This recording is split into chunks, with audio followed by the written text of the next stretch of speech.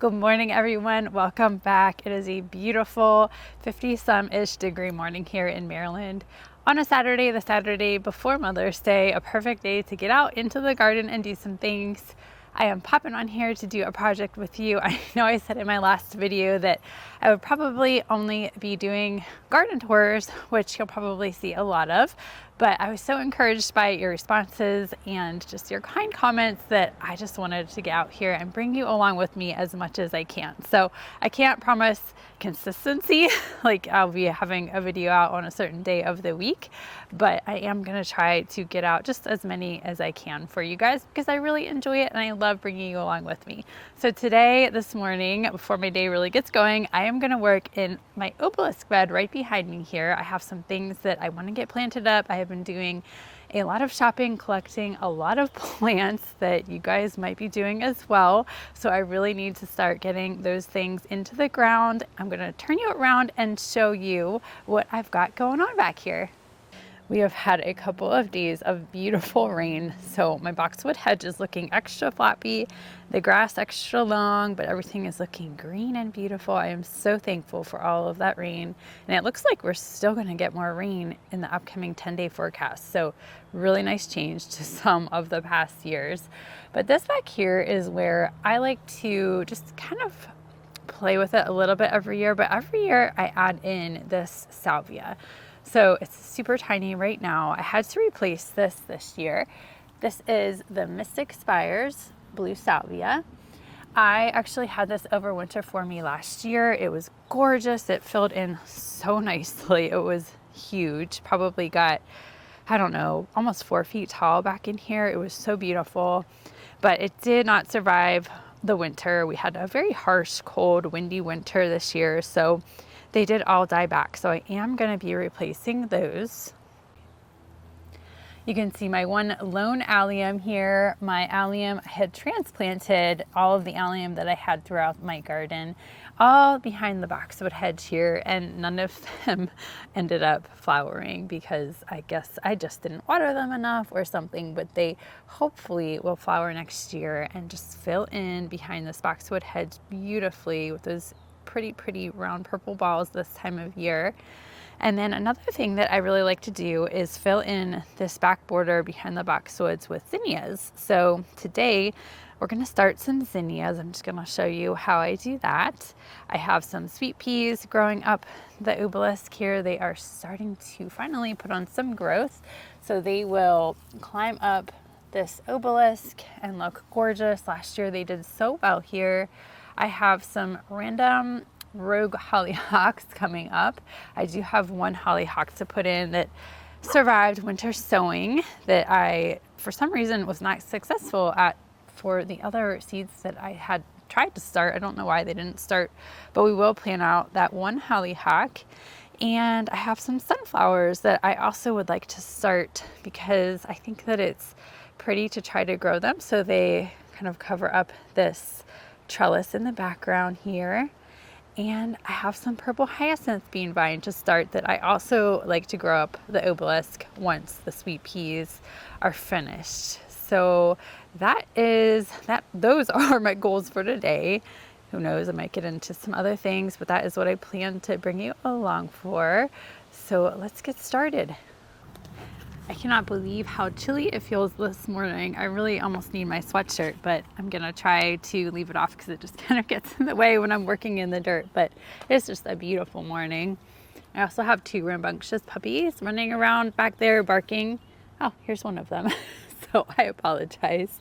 It's gonna be really interesting trying to corral them in the garden this year, especially that one right there, Mr. Oliver. He is still very much a puppy and just likes to trample over all of my things. So I am not sure what I am going to do about that, but we may just have to deal with some casualties this year in the garden.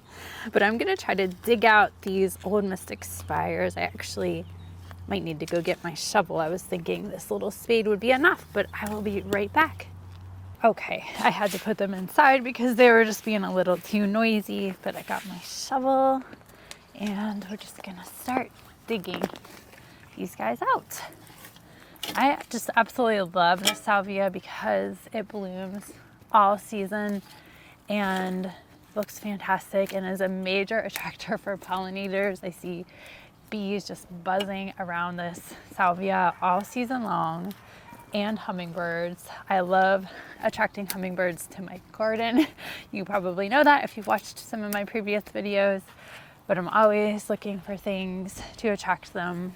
I've tried to think about a perennial, more of a perennial, hardy perennial salvia that I could add into this area that, you know, wouldn't be so marginal. But I've just been having a hard time coming up with one that would give as much flower power as this Mystic Spires does, or any of these more, I guess you could consider them more an annual salvia. They are rated zones 7 and above, I believe, which we are 7B here in Maryland. But I just haven't really been successful in identifying one that would give me as much longevity as these guys. But if you have tried one and you're in, you know, around my zone, I would love to know if you found one that you really like, that is reliable and has a lot of flower power. Lots of earthworms in this soil. It's looking so healthy, but we also have a good amount of grubs. So good and bad. Okay, so I am just gonna go ahead. I'm gonna fill in the rest of this salvia. It shouldn't take me too long at all.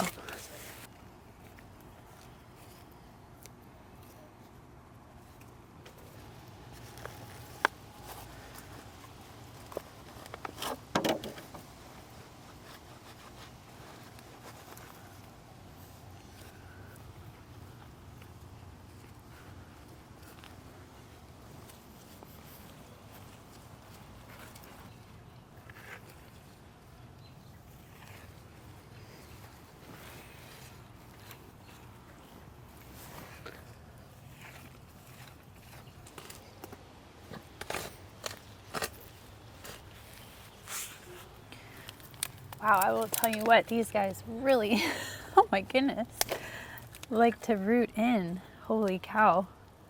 They have some really long roots. Look at that. I almost did not find these this year. The nursery that I usually get them at last year had them out a lot later than this year. So I was thinking I would be okay, but this year I went and I actually got the last 6 of these that were on the rack. So I was thankful that I could find these. They are pretty small, and look, I just broke off a piece, of course, but they will grow really fast. These salvia take off as soon as it starts warming up consistently. So I am not super concerned. And hopefully we have a milder winter again and they overwinter for me.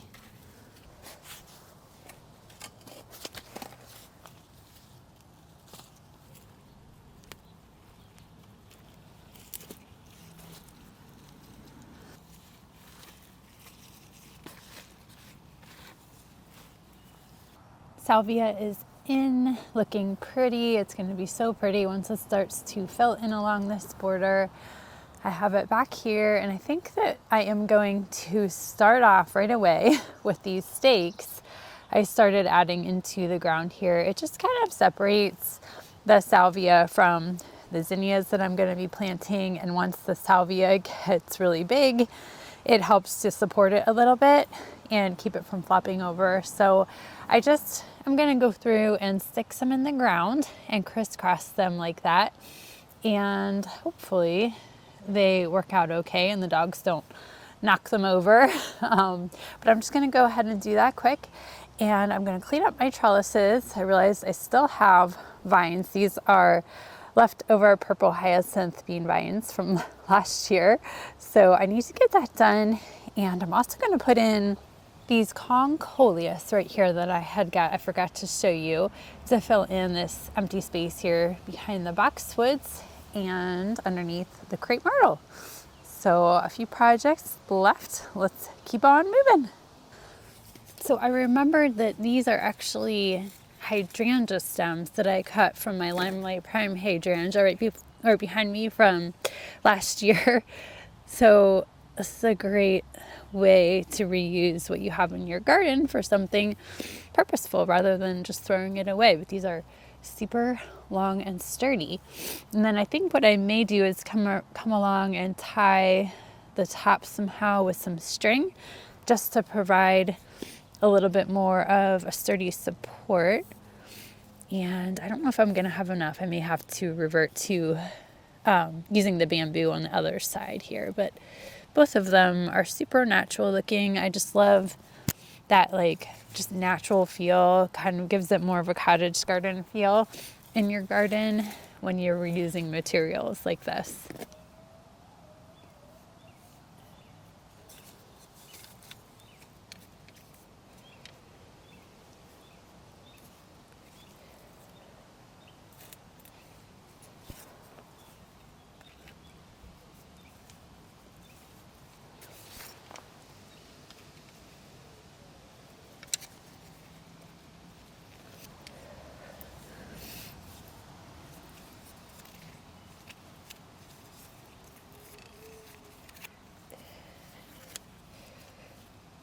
It's a little bit later. My phone battery died, but while it was charging, I finished up these cute little support systems. I think that they look so cute using the old hydrangea stems, and I just tied some twine along the top there so that as these get a little bit bigger, they have something to kind of fall onto. And then I just did the same thing over here.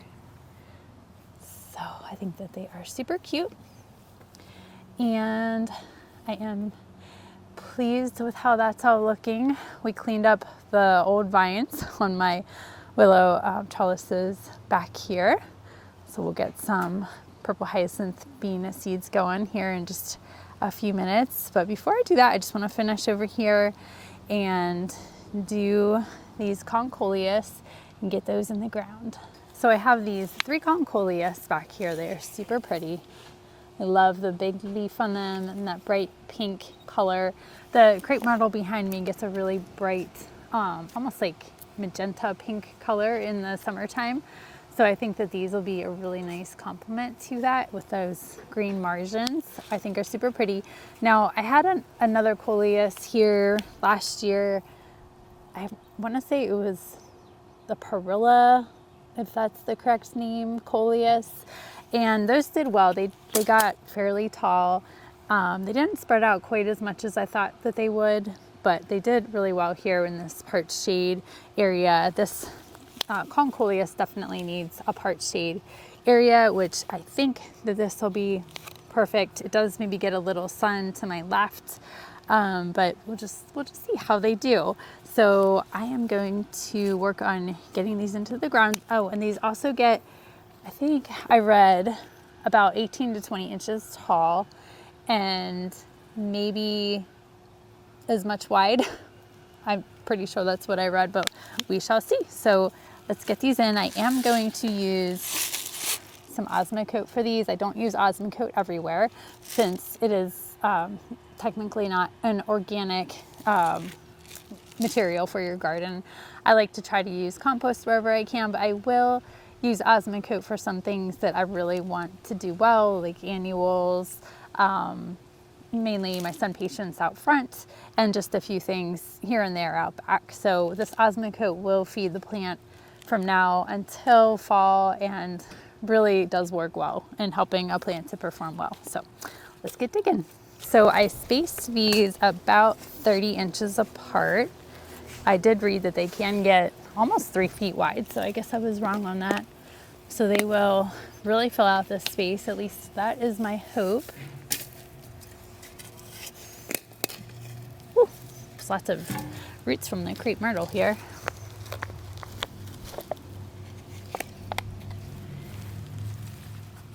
So I'm just gonna sprinkle a little bit of that Osmocote into the planting hole and put this guy in and fill it back in with dirt. Pretty easy, and I have to cut off my crepe myrtle little flyaways here. There we go.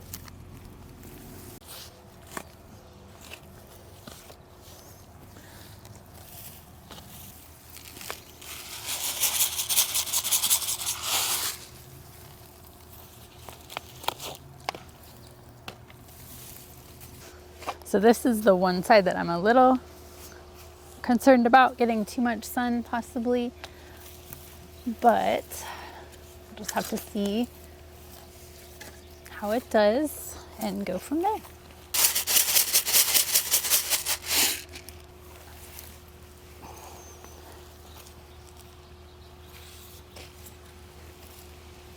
Okay, I think that looks really good. I just have to get these guys watered in and the salvia watered in, and I think we're gonna start some seeds next.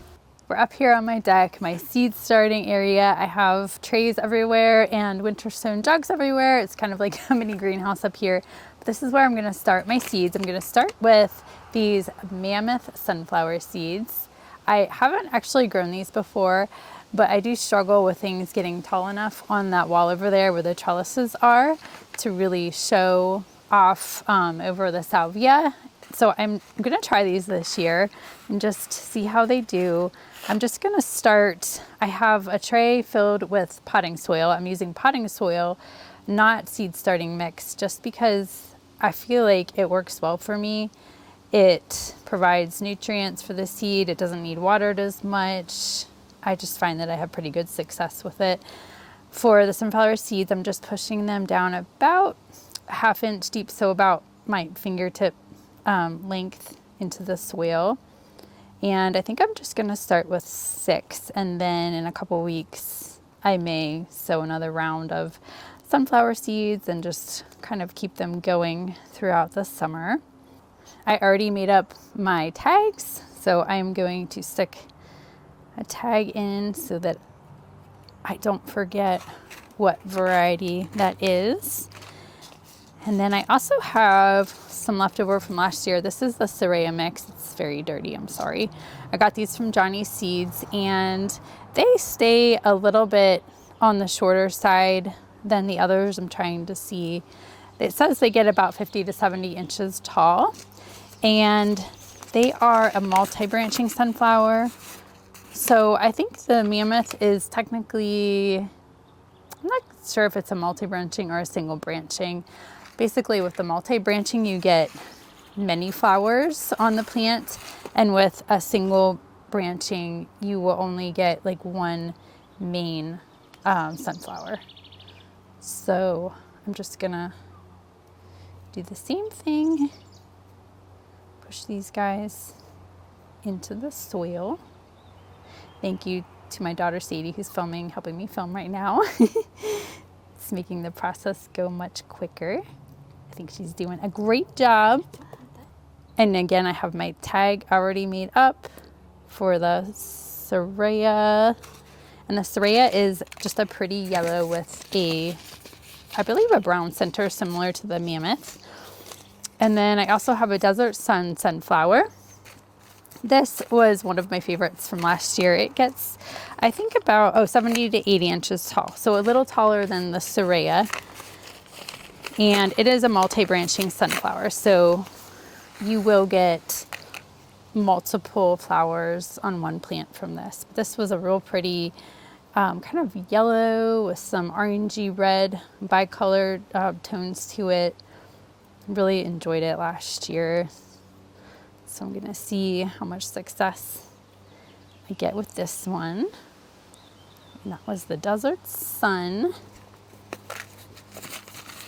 And then I don't have a packet for these, but I have been soaking my purple hyacinth bean vine seeds for a couple of days, probably a couple of days too long, but that's okay. They're already starting to sprout a little bit. You can see they're breaking through the hard shell there. These do best when pre-soaked, just to allow that hard outer shell to kind of break down a little bit and sprout a little bit easier. So these, I love to grow up that obelisk, my green obelisk over there. And then I plan to use them out by my mailbox a little bit and wherever else I want to put them, maybe give some away because I have a lot of seeds here. But they are just a real pretty vine. It gets super tall and has just a real pretty purple leaf and gets beautiful purple flowers late in the season that the pollinators are attracted to.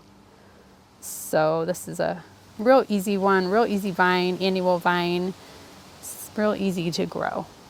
Purple hyacinth bean vine is all seeded. I ended up doing these 3 rows and these 5 little pots here. So I'm gonna have lots of purple hyacinth bean vine to give away for sure.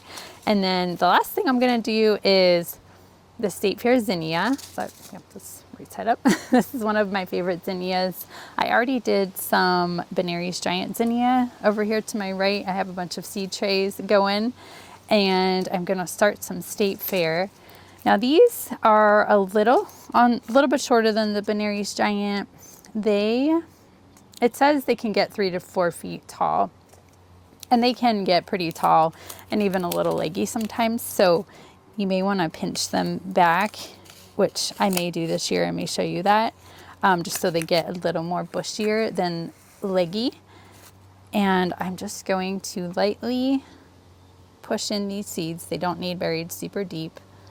Now I could just direct sow my zinnias into my beds. I would spread a layer of compost and then sprinkle these on top and then put maybe a little compost on top of that. But I find that direct sowing, seeding like this works a little bit better for me because of a couple of factors. I have rabbits that I deal with. I have dogs that trample things.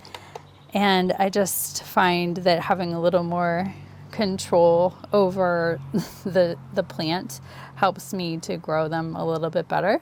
But I will most likely direct seed some in some of the beds here because I can't start everything in a cell tray. That's just too much to start. But this way I have some plants to work with that I have kind of pre-sprouted and then some that I will put into the ground.